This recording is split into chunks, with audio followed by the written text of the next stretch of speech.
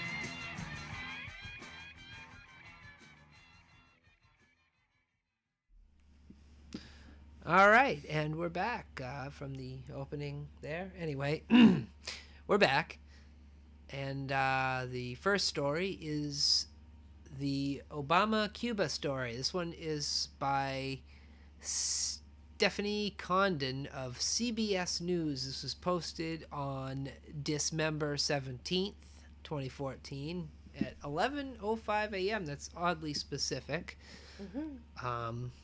Anyway, the title of this story is Obama to start normalizing U.S. relations with Cuba. And you've all heard this by now, obviously, but I'm just going to go over it again because it's big news and I want to talk about it. It's kind of important. The president announced Wednesday that the United States is taking steps to restore full diplomacy with Cuba. A historic move that will end 50 years of frozen relations with the communist nation. This is what the story is saying. I mean, it is historic, but anyway, communist nation. The president said, "I believe we could do more to support Cuba, people, and our values through engagement. These 50 years have shown the isolation has not worked. It's time for a new approach." Since entering the White House, President Obama has expressed interest in normalizing relations with Cuba. The breakthrough announcement Wednesday came after Cuba agreed to release American prisoner Alan Gross. Mr. Obama called Cuban President Raul Castro Tuesday the first engagement at the presidential level between Cuba and the United States since the Cuban Revolution.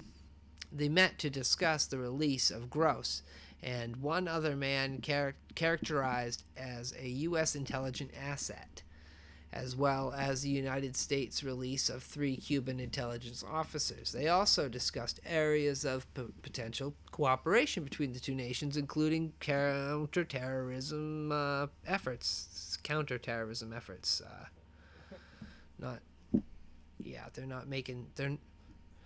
They're not making countertops. It's not terrorists' efforts in the field of countertop manufacture. That's not. No, that's not what we're talking. All right. Anyway, I'm gonna cut the article short because this is a really long article. Exactly. I mean, it's ridiculous. It keeps repeating itself. I mean. Anyway, this whole normalizing relations with Cuba thing, I don't like that one bit. Not such a good idea. What do you think about that, Catwoman? Yeah, that's definitely not good. It's been the way it's been for 50 years for a reason.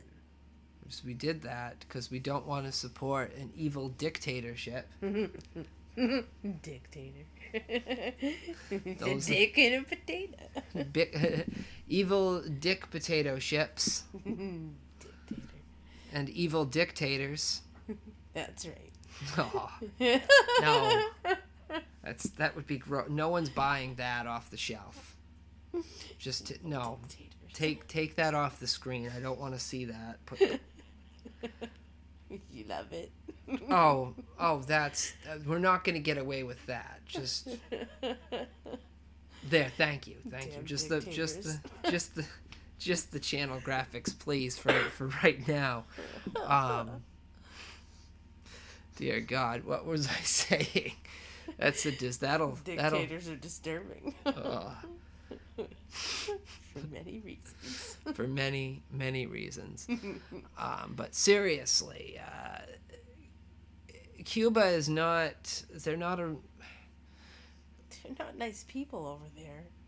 For 50 years, they haven't really been in isolation either. This article, it states that they've been in isolation for 50 years. That's Only not from true. us. Exactly. Only from us. They've still been trading with everybody else. And that's how they've been able to sustain themselves as a nation. That and on the back of the poor Cuban people who are treated like dirt. They're kept in poverty by the Castro. Ridiculous. It's awful. And if you disagree with what they're doing, you have any kind of opinion on their government, you happen to be a Cuban citizen, or hell, I think even if you're just a tourist in Cuba, it might still apply to you. Guess what they do? They lock you up. That's right. I don't even know if they cuff you. They might just hit you in the back of the head, but they lock you up. Yeah. They lock you up and they drag you away to some terrible place. And, you're either locked up there for life or, they put an end to you.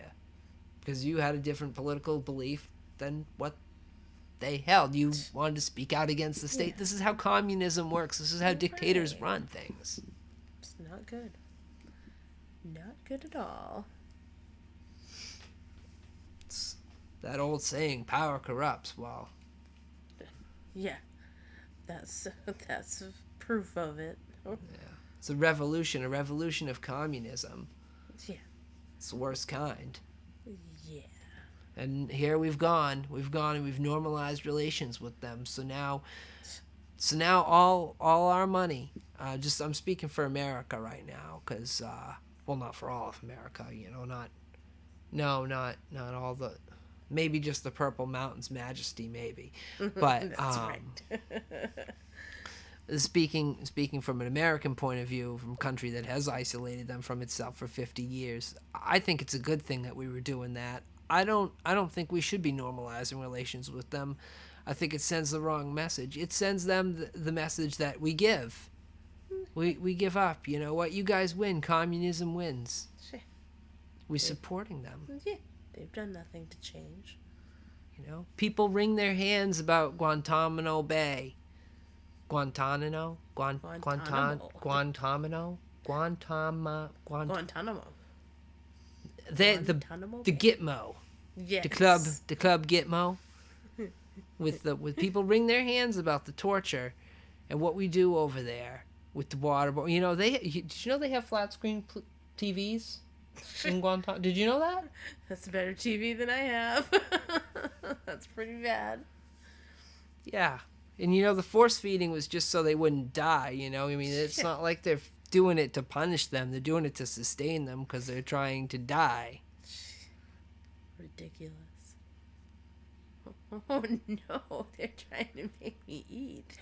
Not that. Oh no, rectal hummus. Well, if you just eat it, they're not going to put it up your poop chute.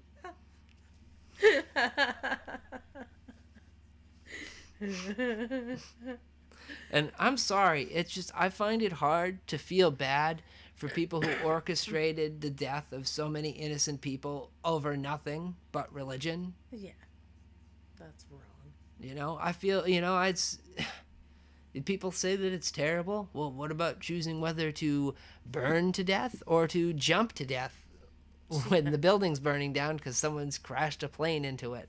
Yeah. I mean, to me, that's torture. Yeah. And not just for the person who had to do that, but for the surviving family members who probably wake up in the middle of the night thinking about it. Yeah. It's probably torture. There's video footage of this, they have to see. Probably pretty bad. Yeah. You can't get on an airplane without getting felt up anymore. Ooh. unless you're Middle Eastern, of course, because we're not allowed to profile, even though we're at war with terrorism. Well, we were. I don't know what we're doing now, but it's I don't know. That's completely off topic. Well, not really completely off topic. That's a little astray from the Cuban topic. That's the message we've sent. Is we're gonna now your American dollar is gonna prop up Cuba. You're gonna prop up the Castros so that they can continue to treat their people like crap and to keep them in absolute poverty. Yeah, all the stuff that we're supposedly against. So, I mean, and to further prove this, there's another story. We got another story. I'm just going to go right to it, right from this one. Let's see. Here it is. Castro declares victory over U.S. thanks to President Obama. Oh, my God. Now, this is a story. This one is by Damian Kavadek in the New York Times. And this was posted on, well, I'm not seeing a date for this being posted, so thank you. Anyway, President Real with cheese. Thank you, metric system. No, President Raul Castro declared victory for the Cuban Revolution on Saturday in Havana, a wide-ranging speech thanking President Obama for a new chapter while also reaffirming that restored relations with the United States did not mean the end of communist rule in Cuba. In a televised speech before the parliament and a group of favored guests, including Elian Gonzalez. A lot of you may remember little Elian Gonzalez. Yeah.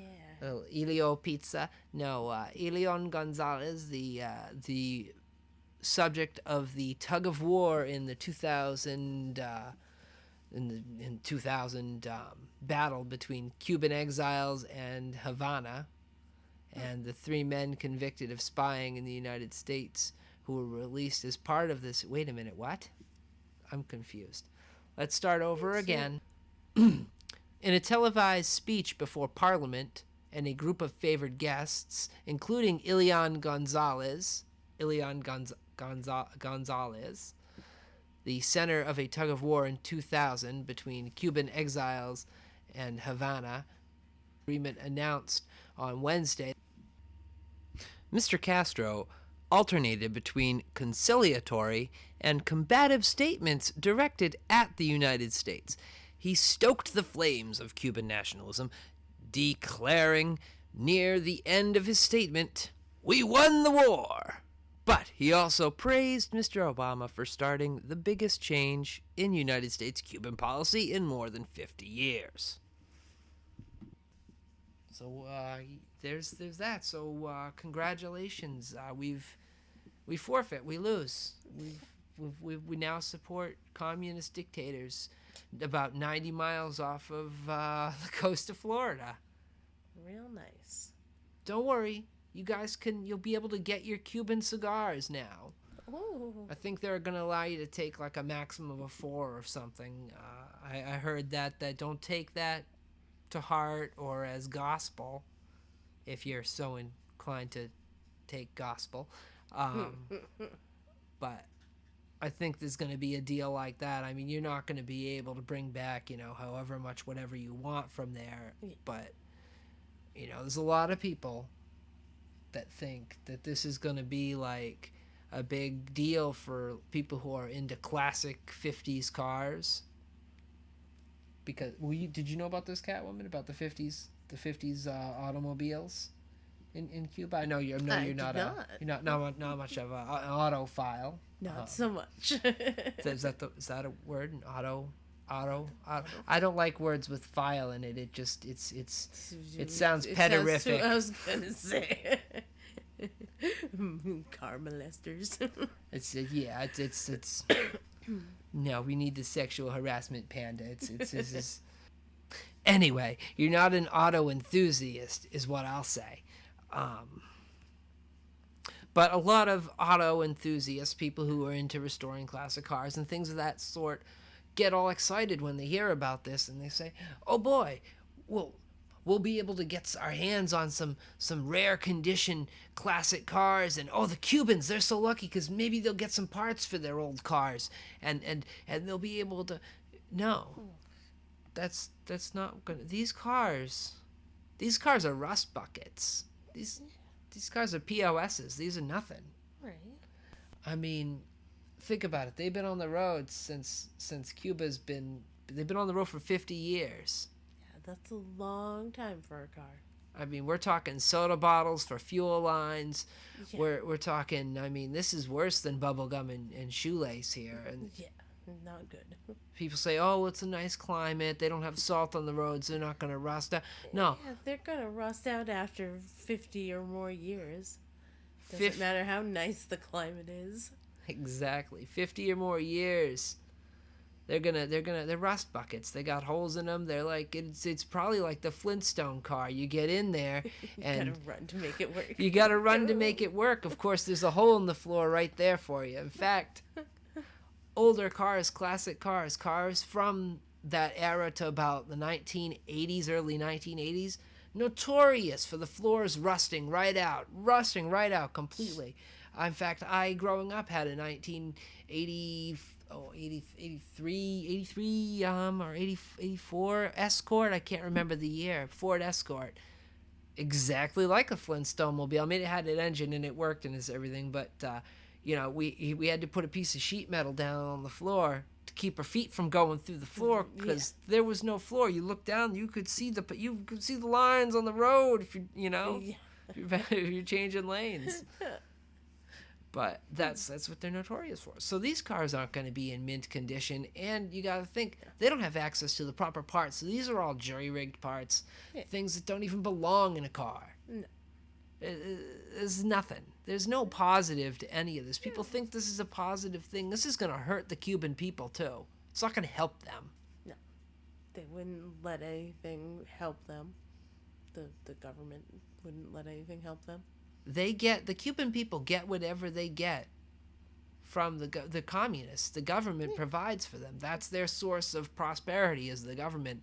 Just like the government gets everything. They're only going to get what their government gives them. Exactly, no matter what, whether we're involved or not. You think there's some huge influx of cash from American tourism and commerce and the free market, and you think that's going to help liberate the Cuban people, that's going to give them a better quality of life? Nope. You just bought Castro a gold-plated toilet, Yeah. A diamond-studded walker. Yeah, that's the only person that it's going to be benefiting is him. Because they pretty much said that they weren't going to change, and that's how it was going to be. It's insanity that this is happening. It's an insult. It's an insult to everything that America stands for. We stand for freedom, and democracy. We stand for people. Talk about civil rights. And that's it for that story. Mm-hmm. In a related story, Cuba not returning to capitalism. This is a Reuters story by Rosa Tania Valdez. She makes a terrific cup of coffee. No, I'm kidding. It's that skanky slut Rosa. I respect women journalists. I can see the oh God, the liberals and feminists out in the audience. He's disrespecting women. He doesn't believe that they have to serve coffee. No, it's because her name's Valdez. Because her name is Rosa. Rosa? Ooh. That makes me laugh. That skanky slut Rosa. Anyway. God. Can't say any. Well, you know what they're gonna. You see. We're in trouble now. Oh God. Just. Oh jeez. You know where the door is, people. You can hit the. I wish you wouldn't. Could ask you not to. I'll be your friend. You know, maybe I'll make you cookies. Do you like cookies? Cookies are good. Of course No? you like cookies. Oh, everybody loves cookies. Just stay. There'll be cookies. I promise. There's cookies. See, right there. That's cookies. Right. Chumpy's making the cookies right now. Joe, he's making cookies. He makes some damn good cookies. He's making some cookies. All right. Anyway, back to the story by Rosa Valdez. Rosa Tonina Valdez. Anyway,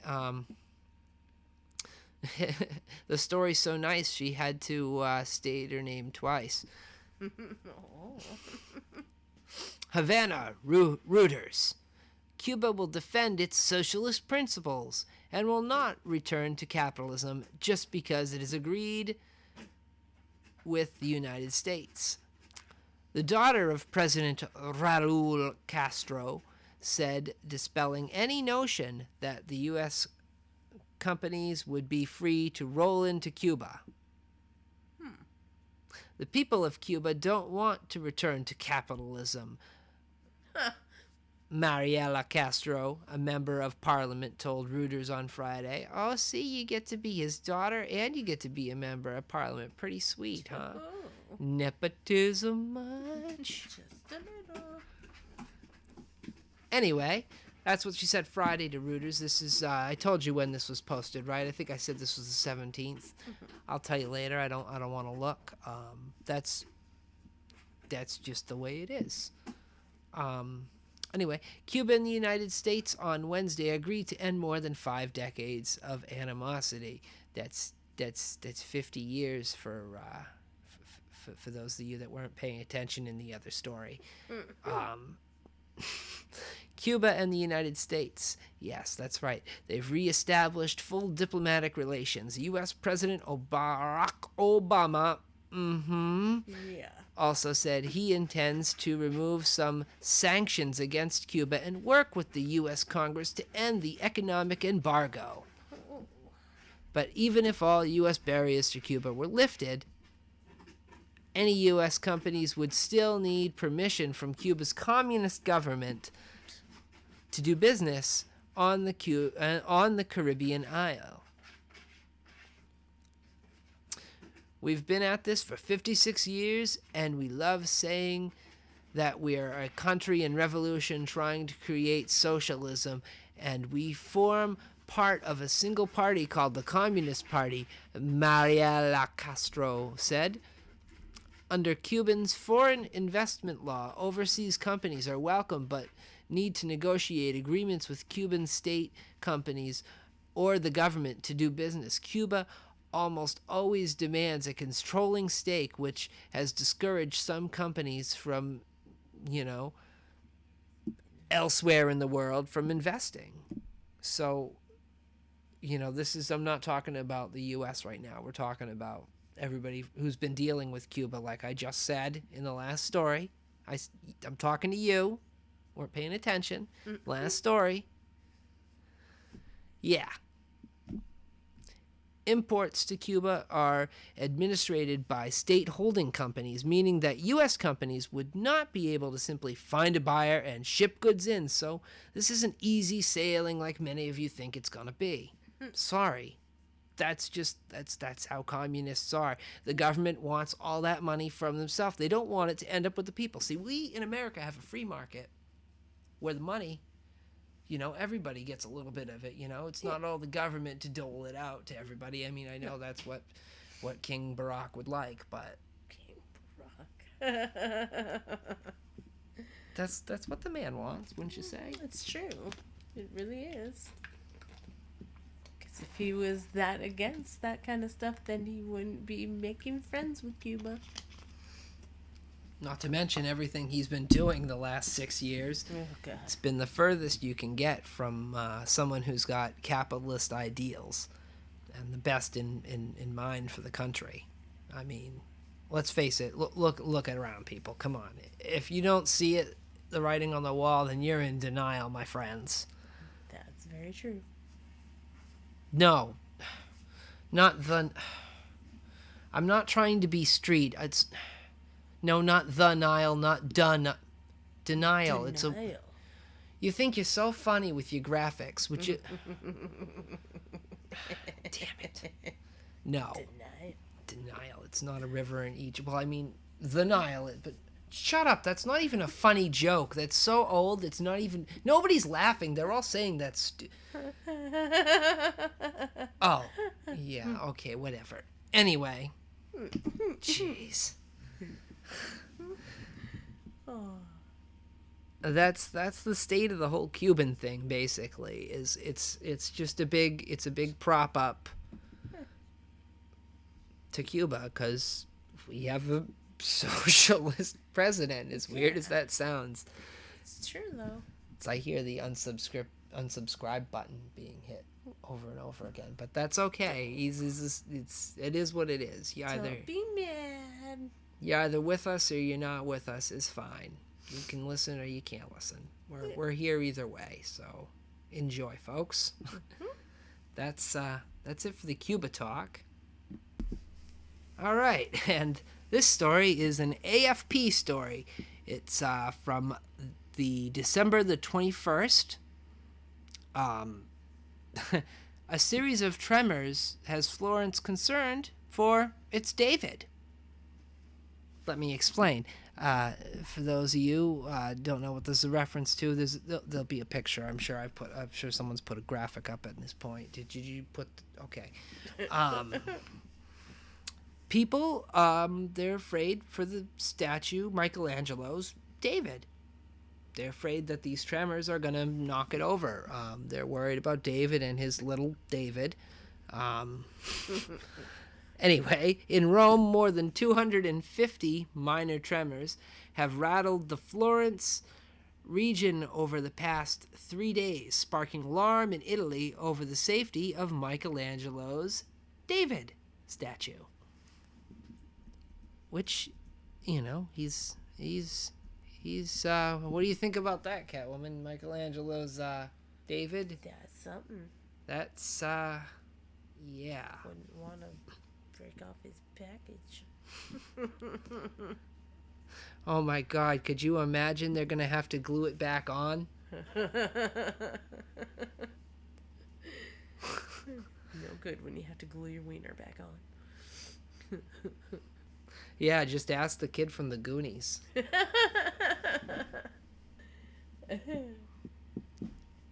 Yeah, just ask Chunk from the Goonies. It's no good.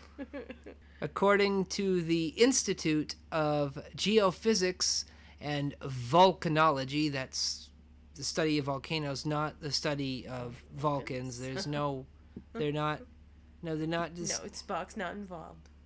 No Spock, no, there's no... Oh, no. National Institute, Geophysics, Volcanology, the two strongest shocks in the Chianti region between Florence and Siena.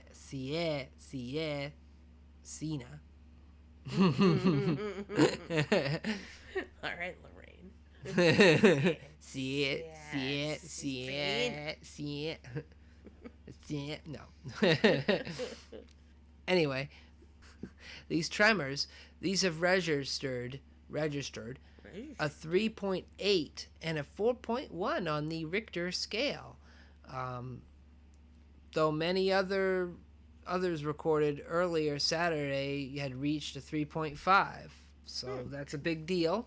Although I would say 4.1 is bigger than 3.5. Yeah, Again, I don't live in Cali, folks. Sorry, I don't know your crazy earthquake rules. Sorry. Is it like golf? Is it like the smaller it is, the bigger it is? Because they're saying a 3.8 and a 4.1, and then they said, although many others recorded earlier Saturday reached 3.5, they make it sound like it's bigger. Maybe it is like golf. Huh. Yes, that's right, folks. The Richter scale is like golf. I don't know. I'm not going to say. Backwards. It's backwards. Low is good or bad for the Richter scale. Bad for the Richter. Bad. Bad scale. No. No good. Still, many reports said some 200 residents of the area preferred sleeping in campers, cars, or tents in the neighborhood areas Friday night rather than a shaking home. Right. Well, Because I you're guess- much safer in a shaking tent. Well, there's no roof to come crashing down on you, but No, I just the mean, tree that's next to you. yeah. Well, maybe you can roll out of the way. I don't know. Suppose so. Those sleeping bags are made of Kevlar. They're That's tough to protect you. On Saturday, Italian culture minister Dario Franceschettini announced the state is investing 200,000 euros. That's $245,000 American for an anti-seismic plinth for Michelangelo's David, a tourist magnet in Florence, for those who love to look at flaccid, uncircumcised marble wieners. They're the best. Last spring, a study revealed a plinth. By the way, people, just to detract, a plinth. It's a thing for the statue. It's like a pedestal, only, not as ornate or tall, for a statue to sit on. A plinth. It's a monumental term. It is. The more you know. Last spring, a study revealed that the Renaissance masterpiece, Michelangelo's Little Whipper, which was sculpted from 5-tone marble block. It's a ton. It's a 5-ton. It wasn't 5 different tones, people. 50 Shades of Grey. Oh, no. I think that book might be illegal. Thanks, Hal. Anyway, the platform to protect the statue from vibrations was ordered to address the problem, but the recent quakes make this project even more urgent. Franceschettini said in a statement, a masterpiece like David and his Little Whipper must be protected. Must not be left to any risk, he said. It would not make his mama proud. Angelino Tartafuri, director of Florence's Accademia Galleria. No, gallery. Accademia. No, that's French. Galleria. The house that houses the statue told Italian news agency ANSA, that's the ANSA in my pantsa, that with the financing provided, the platform should be ready for use within the year. It's going to take a whole year to make a platform. That's one hell of a feat of engineering they got there. The last major earthquake in Italy was a 6.3 magnitude jolt that killed 309 people in the central town of L'Aquila in April. That's not how you say it. In April 2009, and was preceded by several weeks of minor tremors. The busiest segment. No. The biggest seismic event. The biggest seismic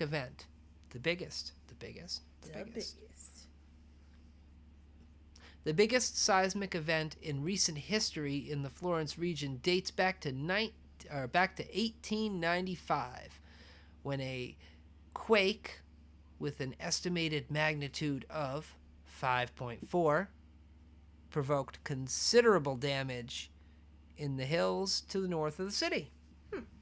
Yeah, so that's the story, people. It's Michelangelo's David and and his brand new fancy pedestal plinth for his safety, so he doesn't break his wiener off. so he doesn't fall down and break his balls. It's no good. Balls, he's breaking them. All right, and that is going to do it for today's episode of the Tubecast. I know we mostly talked about Cuba today, but trust me, the next episode we're going to talk about many more different things. It's going to be fun, and thank you all for joining me and Catwoman here at the 13 Originals Tubecast, and I'll see you on the next one, everybody. Don't forget to like, comment, and subscribe. You know you want to. Come on, I'm gonna put out. Here's the deal: the more subscriptions I get, the more videos I will make. That's a lie. I'm gonna make more videos no matter what. So just subscribe, hit the button. It's the button right there. That little button. Just hit that button right there by the just right by the description. Okay, and I will see you next time. This is all the time we have for today. Thank you, everybody. Bye bye.